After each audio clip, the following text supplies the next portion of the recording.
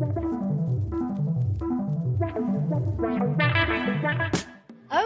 hi, welcome to Vibe Makers, the podcast where we talk to culture activators and people who are doing amazing things in the people and culture space. And today I have the absolute honor of introducing my friend and collaborator and partner on all things culture, Mindy Honcoop. Mindy is the founder of Agile in HR, but more than that, she is a mentor and advisor, speaker, facilitator, and just all-around great human. She just brings the best to every environment that she's a part of. So I'm really excited to have you on Vibe Makers, Mindy. And so maybe if I could just have you tell a little bit about you and Agile in HR and what you're up to currently. Thank you so much, Marnie. It's such a pleasure to be here. I mean, that's such a big question. How did you arrive at today? like, how is Agile in HR? I love the question because Agile in HR, I'm really usually very intentional about everything that I do. It was always a dream to own my own company, to do something, but I never thought that I could do it. Really, I never thought I could do it. Big imposter syndrome. And when I came out of my last chief people officer job, I was just interviewing for my next job. And I was picking up side gigs along the way.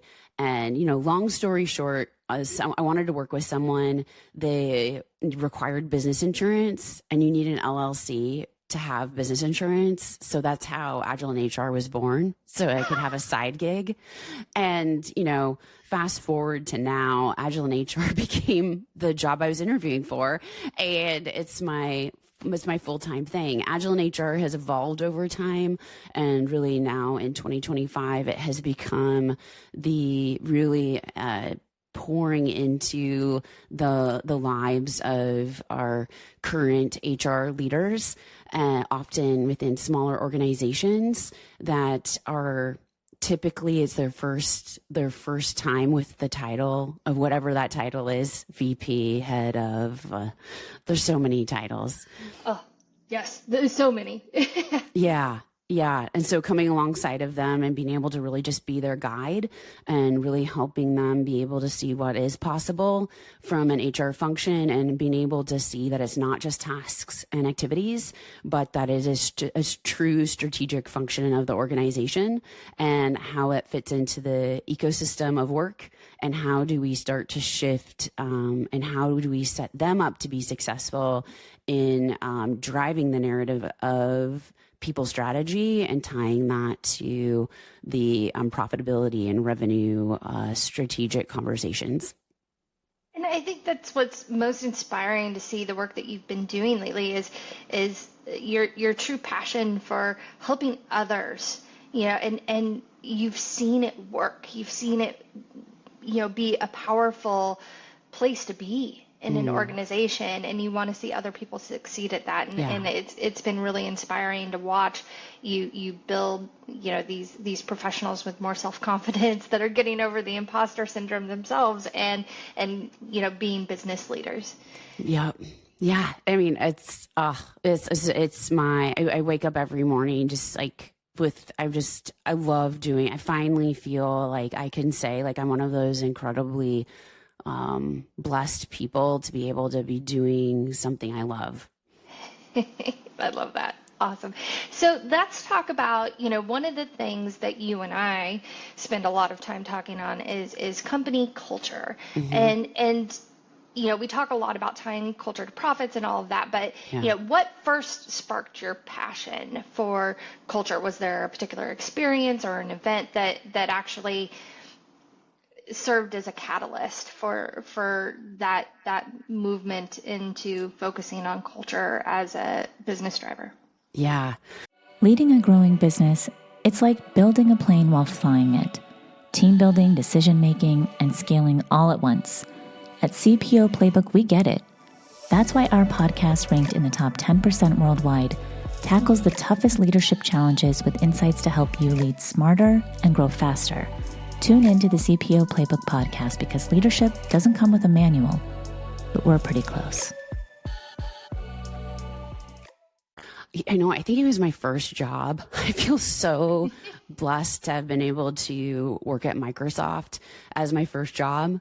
And the culture was back then, it was in 2000. It was when Bill Gates was still there. And, people can have their different opinions of, what that time was like. For me, in the recruiting organization, we had amazing leadership. We had an incredible team of people.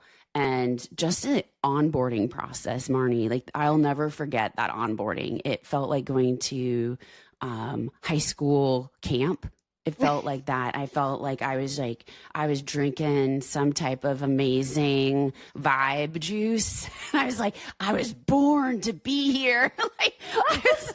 That's the palpable culture, right? That's a palpable where you it's almost like getting indoctrinated with this, I was hired for this. Like I heard this in my interviews, like everything's just like checking the box of like, yes, I made the right decision over and over because it was so value aligned, right? That it was woven into how they recruited. And I felt seen because they were looking for people like me. And like when you go to the onboarding, it's other people that are excited about the same thing and the purpose of what you're there for.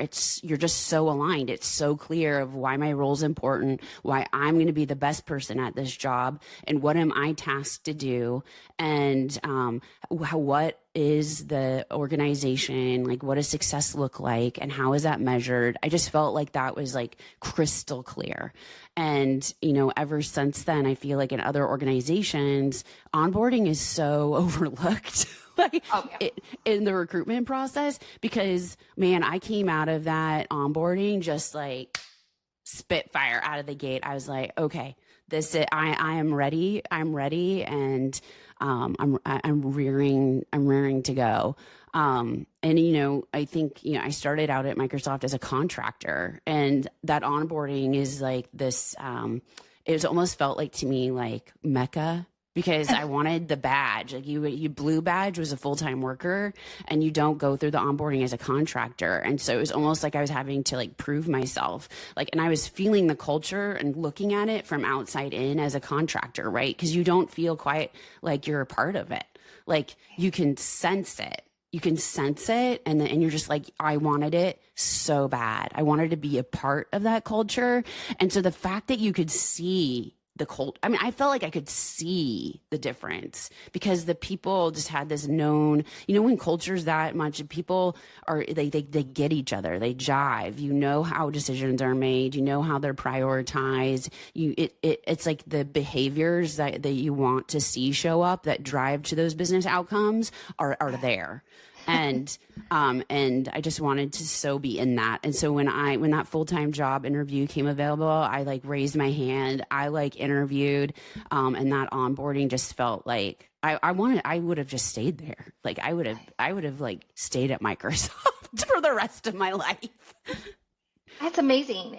But how quickly at the beginning of an employee journey, how important that is, because it did set you off on a trajectory of true, I am where I am supposed to be, and I will do whatever it takes, to make this company successful. So, yeah, that's huge. And have you been, in an environment where you've actually seen culture transform an organization? Yeah. And so what made that transformation possible? So and it was interesting too, because I think there's cultures and cultures in an ecosystem, and it aligns to the greater culture, but you're creating something uniquely different yet aligned. And so when I was at Expedia, I had the amazing honor to be able to be the HR project manager that set up the first entity in Switzerland. And it was a brand new division as well. And we're bringing Expedians from our US office, our Canadian office, as well as our UK office, as well as hiring local people, because we had to start this office, we had to have a commitment of having 50 people in the office. And so it was super unique that you're taking people that didn't even naturally work together because we were building a new division. They had the skills, but they didn't like naturally work together. So we were creating something for Expedia that was new in that way as well.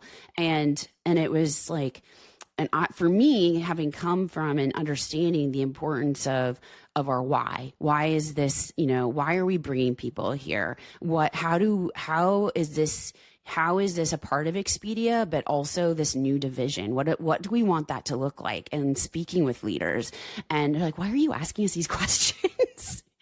And I was like, it's important. We're bringing people from all these places. We're onboarding that because I've always been passionate about onboarding because of my Microsoft experience. And I was like, we're onboarding them. I had like the whole like ramping onboarding plan. And I was like, we've got to explain this and in the onboarding. And I want you to speak to that because I try to always have leaders involved in the onboarding and helping them be able, even though they were current employees, I wanted them to go through an onboarding because this was new, right?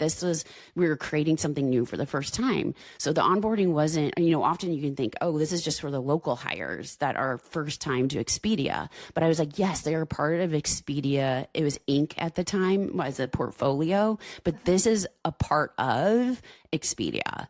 And so what does that look like? What does that feel like? We're in Switzerland. Like culturally, we're bringing people from all these different cultures together and like we have the opportunity. And so that's where I was able to see the transformative power of being able to see because if we hadn't have done that, I think it would have been harder because you would have had these people coming from the UK, from Canada, and with their own whys because they came from those offices.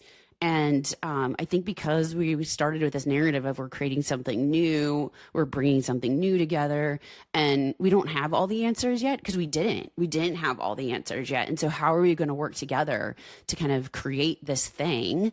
And what does that mean? What's important for that? And kind of creating that kind of one team kind of atmosphere. I saw the transformation of them coming as individuals to then coming together and gelling and creating these relationships of this new thing. And there's so many of those relationships from that time when we started that we're still in touch because we were such a special, and it was kind of cool because some of the other international offices were like, oh, Mindy, this is interesting. You've maintained a connection to Expedia Inc. back in Bellevue, and yet this thing is something special. Like we're so isolated from Expedia Inc. We want to be a part of but how do you do that? And so we created just this organic, maybe I'm just like to bring people together, but I've created a call with the other HR international offices and tried to also think about what kind of things make sense of how can we start to kind of create almost like a matrixed connection back to Expedia Inc. And it was neat even to see them transform their international offices as they started to create meaningful ties in their culture back to Expedia Inc. Oh, what a beautiful story. Like, Yeah. it's so brilliant. And when you create something special like that, I worked with a company at one point that had a value of get the experience right together. That was their core value. But there's something really magical about that and contagious across the organization and creating that matrix environment. Wonderful story. Thanks. Okay. So what would one change that you would like to see happen in workplace culture over the next, few years? That's such a big, one thing. I want workplaces to really be able to see the possibility of humanity. Mm-hmm. I think there's so much injustice that happens. And I think people listening to this, I've been trying to be more brave in speaking about the injustice that we have in workplaces. And I think a lot of it is the lack of humanity. And so that's my hope for workplaces. Oh, like goosebumps. You know, I that's a hope for me as well. And you know, it's one in our roles we get. I think I said this earlier, but like we get our hearts broken. Yeah, quite frequently. And so, you know, I think that's a big part of it is because we care about humanity and, and the treatment of people. Okay, so typically I would go into rapid fire questions, but today I'm going to rapid fire just one question because I'm super excited about this question and I want to get to it before we run out of time. And it's so much better than my other cheesy questions that I ask. So, rapid fire, Mindy, what exciting things do you have on your plate? Oh my goodness. That's coming up. Yes, I have something that I've been waiting to tell. Marnie and I have had the incredible opportunity to collaborate together and bring something to life that I've been dreaming about for a while now. And it is a catalytic culture mastermind workshop, a 3-month experience. And yes, yay.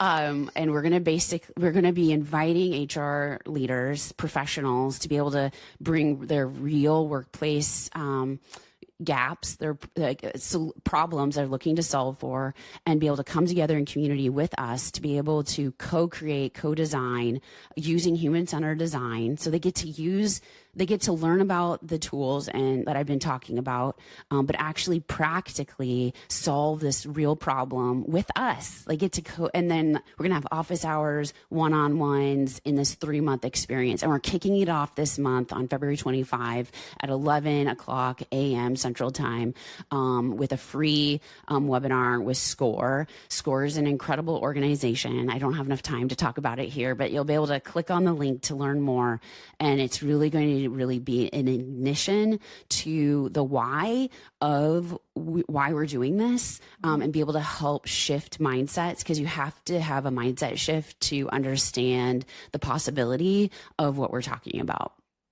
Yes. Yeah. So excited. And I know, you know, we're up on time, but we will include details in the comments below. And then also we'll be posting out on LinkedIn. So if you don't follow Mindy, oh boy, get on LinkedIn, follow her, follow me if you don't follow me, and we'll have more details. So join us with the free workshop, kick the tires, get that mindset shift, and then hopefully we see you there for the entire mastermind and spend the next 3 months with Mindy and I. I'm so excited. Thank you so much. Of course. Thank you so much for having me, Marnie. I just love what you're doing. Thank you so much. Yeah, right back at you. Thank you. Bye. Thanks.